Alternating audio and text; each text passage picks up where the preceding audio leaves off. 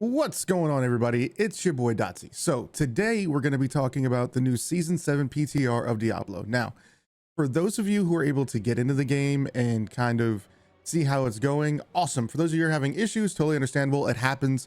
I do know that a big key thing is Dancing Guy Marak. He is currently disabled. He will be getting active today. So make sure to keep an eye out. Probably in the next hour to 2 hours. Rod Ferguson on Twitter said he's going to be putting out an update. But the major thing I want to talk about is the Spiritborn in the new update. I have around, let's see exactly how many hours we have. We have 12 hours of game time, right? We're at level 159. This is with no boost. We got no boost. We were able to put in 12 hours last night on stream, and we don't have perfect gear by any means, but we have some decent gear. But some key mentions and some notable things that we'll notice that we saw in the patch notes was the Rod of Capellic. You'll notice that it got a serious nerf. It went from having a 3x multiplier to having a maximum of 0.5. Now, are we noticing that in gameplay? For sure. But the other biggest thing, and granted, it's hard to test this early specifically because we don't have all of the Paragon, but I was able to get as far as getting the Viscous Shield node.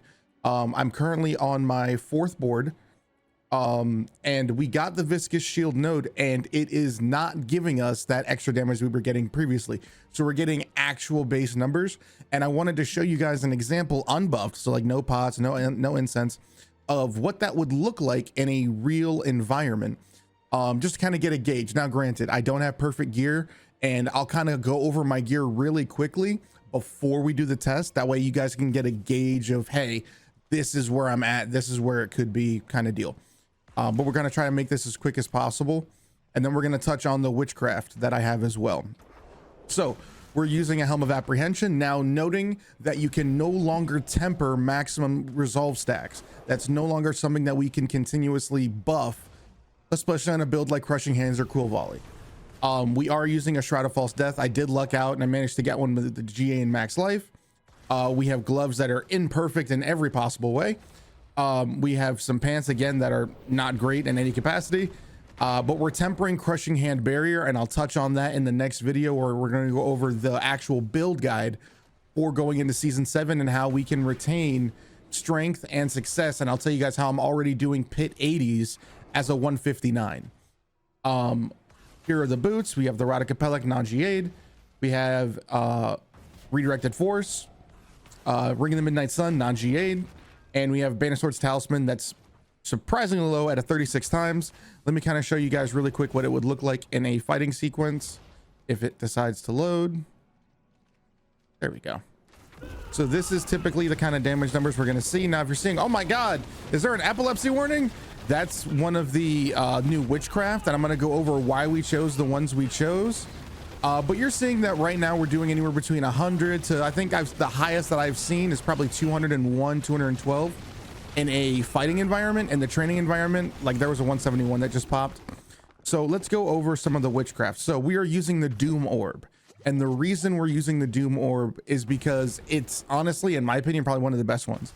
Anytime you kill or damage a boss, the orb is empowered and it starts doing damage by 5%, and after 100% it explodes, which is really, really cool. Going over really quickly these ones. Now again, these are not all in perfect unison by any means. These are just the ones that I'm using. We have the Hex of Shattering. We have the Abyssal Resonance, which is that big shadow blast you're seeing when I attack. Every time we spend 250 resource, we release shadow damage. That's an explosion, and it stacks all the way up to 3 times at 130x percentage. Very, very cool. Super bright. I wish we could turn the brightness down. Then we have Lifelink. This is just a really easy way to just continue to retain life. Hex Specialization. This is just giving us extra hex effects. And then Purging Touch, which is just a flat rate of Eldritch effects that do damage. This is just an easy way to just kind of squeeze in more damage. In a nutshell, though, really going after the PTR, and kind of I want to talk about some of the main things outside of the Spiritborn build now. Kind of talking about what you can see, what you'll expect, and some of the new changes outside of the witchcraft that we just went over, right? Witchcraft is going to have a lot of crazy options, but you're going to notice all these green little portions on the map, right?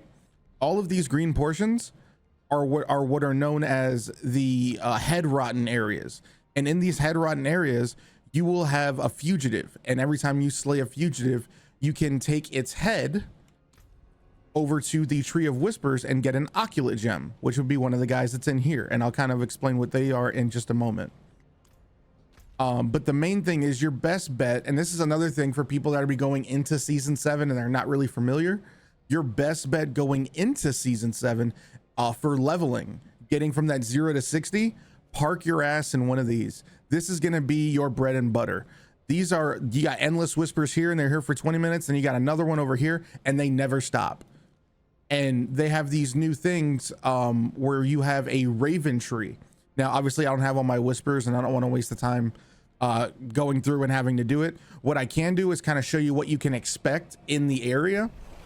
But you have new raven tree whispers, so you no longer have to go back to the Tree of Whispers to claim your cash. You can do it right in the fighting zone and then just keep going. In one 30-minute session, I think I had 10 caches, and it's insurmountable amount of XP.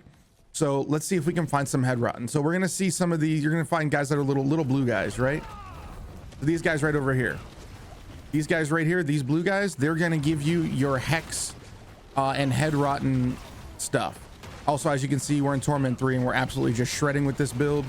For those of you that are more interested in the build, I will have a comprehensive build guide available coming soon. I am waiting on Mobalytics to update so I can actually put up the build guide. I don't know any other websites that have the ability for season 7 yet. If you know one, do me a favor, put it in the comments below. Also, do me a favor, if you're somebody who's enjoying the content and you're enjoying the information that I'm providing, feel free to drop a follow on Twitch and subscribe here on YouTube. We'll be trying to do more YouTube streams in the future, but just to kind of get you a gauge, right? We've been in here for a few minutes. We've seen a couple of those blue guys. I'm gonna see if I can complete a whisper so we can find the tree. I think the tree's gonna be right over here. Yeah, so we already completed one whisper, being in here less than a minute, right? They're super easy to complete, and they're anywhere from 1, 3s, or 5s. They drop all kinds of loot. It's honestly just, it's a lot of fun. I think this new PTR season, it's not going to do a whole lot for the end game, and I'm not going to sit here and say it's, you know, brand new nothing.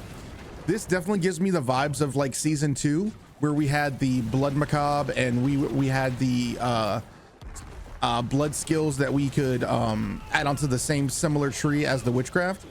What I do like is this area. I do like that this is going to be good for early and entry level leveling. Another key thing, look, already another whisper done. Another key thing that I've noticed is XP leveling. I have noticed a substantial difference, whether it's just for the PTR or if it's something that's going to carry over, but leveling has been substantially faster. As someone who's gotten to level 300 on my main account, and I can pull that up if you guys would like to see it, it took me 212 hours of game time to get from 0 to 300. So this is just another perfect example. With gold, iron chunks, there's just so much that you're gonna get. You're gonna get resources, you're gonna get materials, you're gonna get gear, as well as XP and caches. And then every time you open up a cache, you have opportunity to get more gear. There are new caches that are available. I wish I would have kept them. That would have been great for the video, but I didn't. But another cool thing is we now have the armory, right? Whenever you make a change now, if you want to have multiple builds, you can now save everything super simple. Just by the click of a little button down here, you are able to save your entire loadout. And if I was to click on this one, it would empty my stash, no problem. And I could click right back on it and get it all back. This season could very well be a very fun season. And I think that if we take the time and we enjoy it and we really just kind of like be thankful for some class balancing, I think it's going to be a lot of fun. Now, I've only worked on Spiritborn so far in the PTR. I will be working on every tune as much as I can. My goal is to level up as fast as I can, get as much Paragon as I possibly can, and then start doing these build guides and build videos for you guys. You guys can get a kind of a gauge of what to expect. I will drop a little bit of a little leak, and that is the Sorcerer is going to be bar none probably the strongest tune this season next to Spiritborn. Strictly because of ball lightning. Now, granted, it is 2 focuses, but it's very important to read the effects. And you guys stay tuned. Thank you so much for tuning in. I'll see you guys next time. Peace.